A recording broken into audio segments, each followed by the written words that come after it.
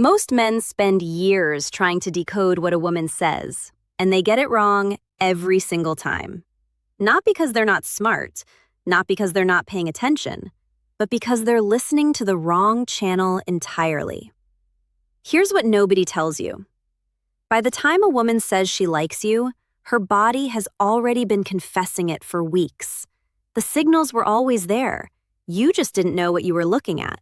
And today, that changes. A landmark study out of UCLA, conducted by behavioral psychologist Dr. Albert Mehrabian, found that over 93% of emotional communication is nonverbal.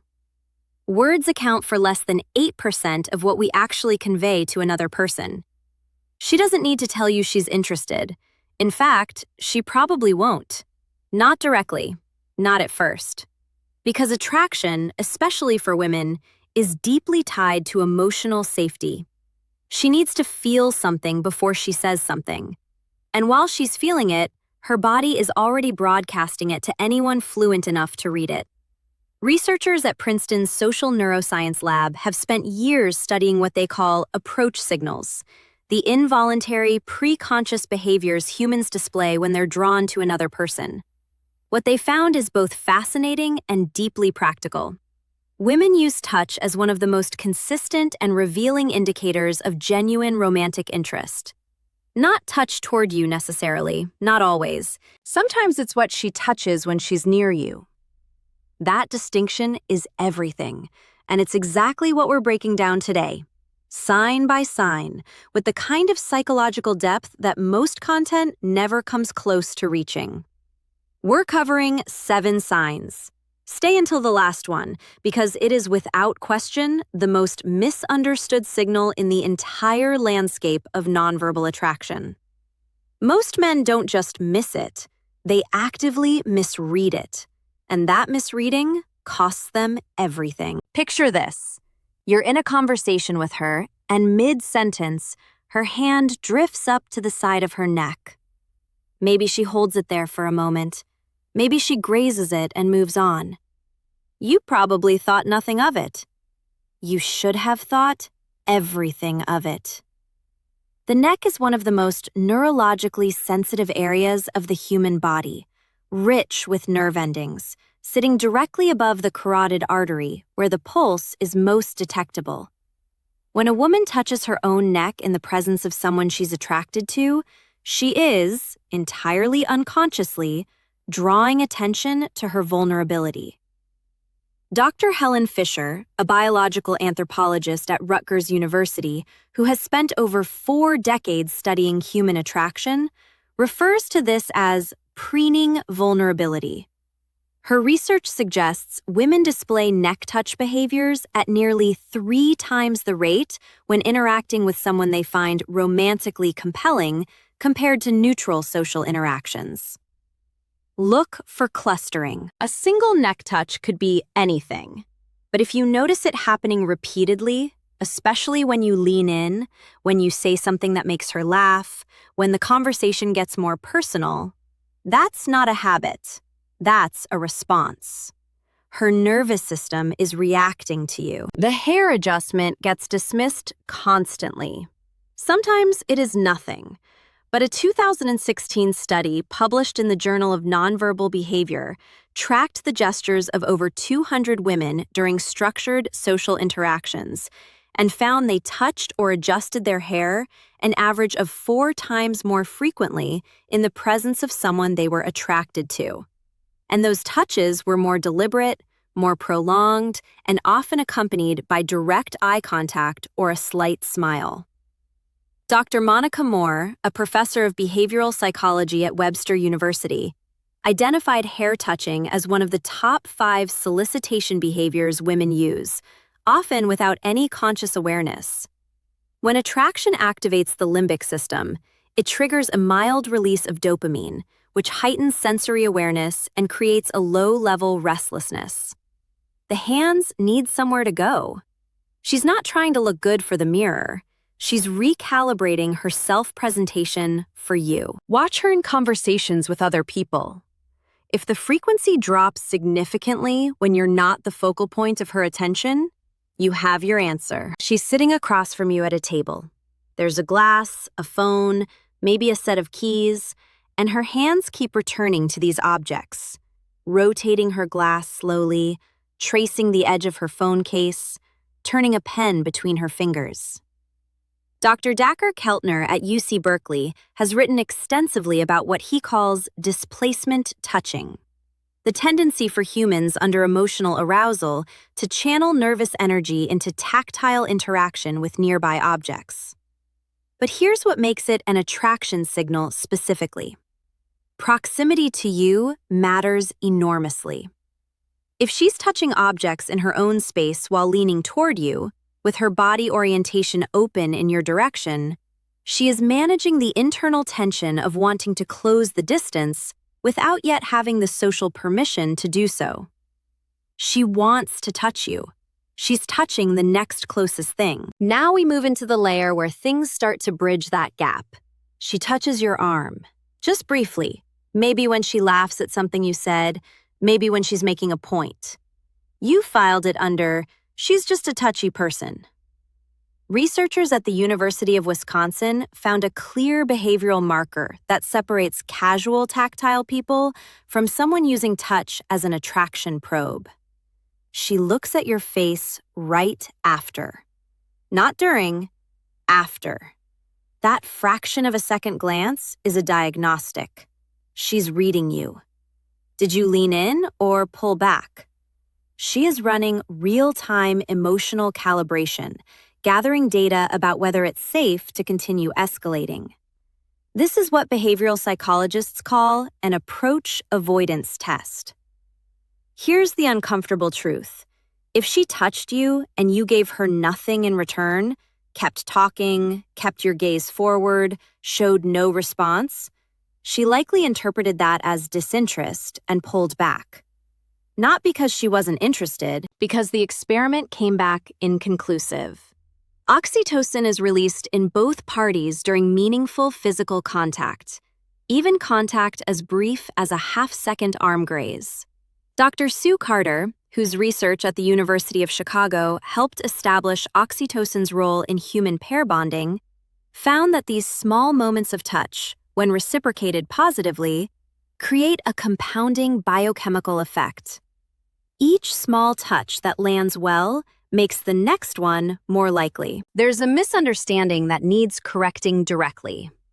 A lot of men have been told that if a woman is nervous around you, it means she's not comfortable, which means she's not interested. This is wrong, and it has cost a lot of good men a lot of real opportunities. Nervousness and attraction are not opposites. In many cases, they are the same physiological event wearing different clothes. Dr. Arthur Aaron of Stony Brook University, whose research on the neuroscience of romantic love is among the most cited in the field, has described early attraction as a stress-adjacent state. The body doesn't cleanly distinguish between the two at first.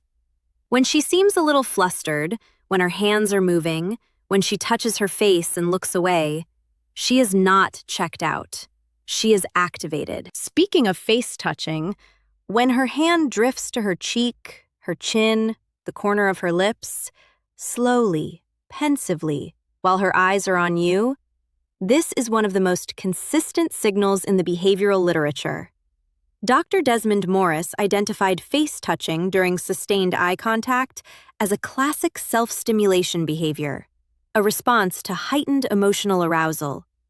A 2019 meta-analysis published in Psychological Science reviewed data from over 40 independent studies on nonverbal attraction cues and ranked face touching during mutual gaze as one of the top 3 most reliable indicators of romantic interest, more consistent than smiling or prolonged eye contact alone.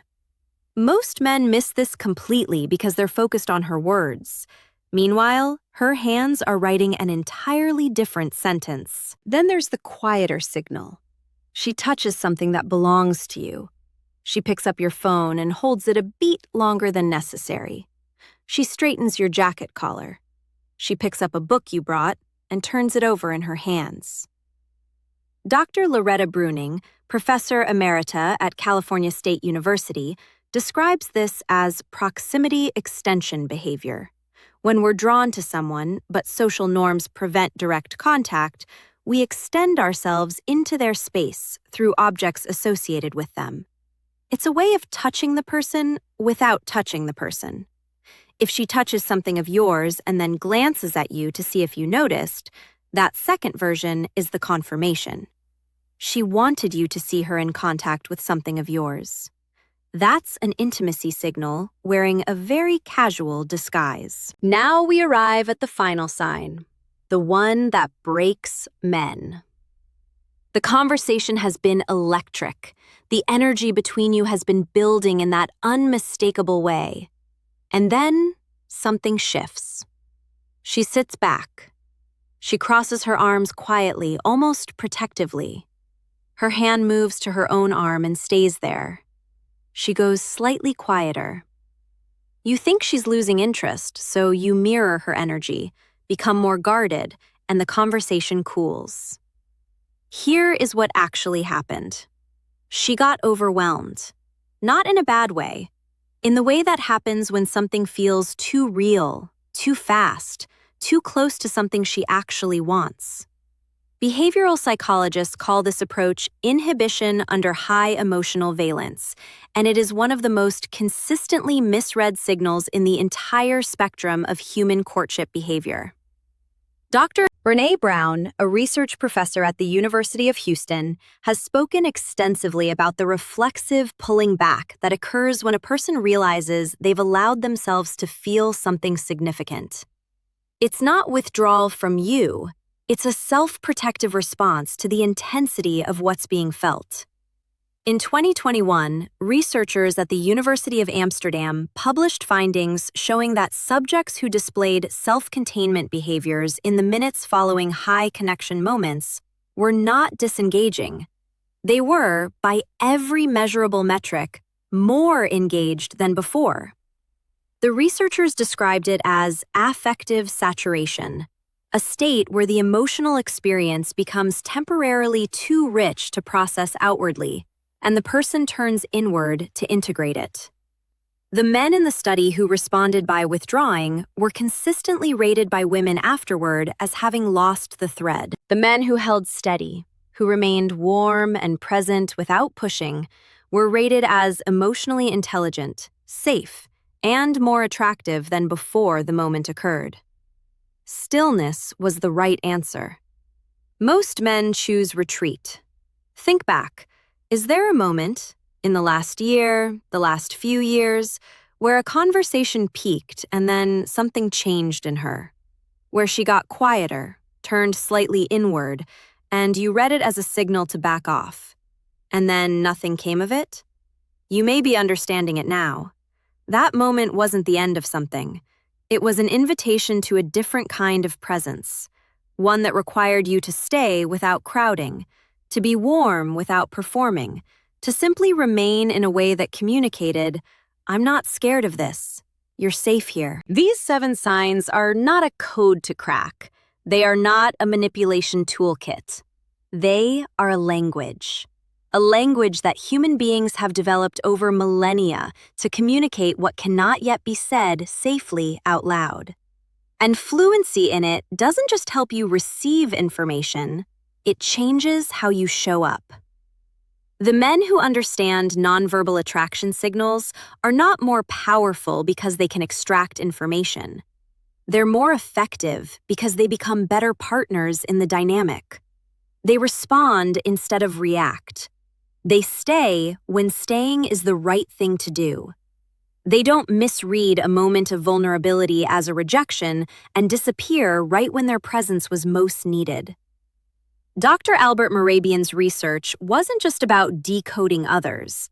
It was about the fundamental mismatch between what humans intend to communicate and what actually lands. Most connection failures aren't about bad intentions. They're about misread signals. 2 people who were both interested, both present, both feeling something real, and both walking away thinking the other person wasn't. That is a preventable tragedy.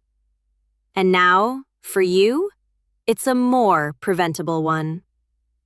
According to research published in the Journal of Personality and Social Psychology, emotional intelligence is consistently rated by women across age groups and cultural backgrounds as one of the top 3 most desirable qualities in a long-term partner. Above physical appearance, above financial status, above humor. She is not just looking for someone who notices her signals, she is looking for someone who knows what to do with them. And now, you have a better chance of being that person. You now know what she's communicating before she says a word. But once the interest is clearly there, what does she actually need you to do next? That window is shorter than you think, and what happens inside it determines almost everything about where things go from there. That's exactly what the next video covers. And if you thought understanding the signals was powerful, wait until you understand what she's hoping you'll do with them.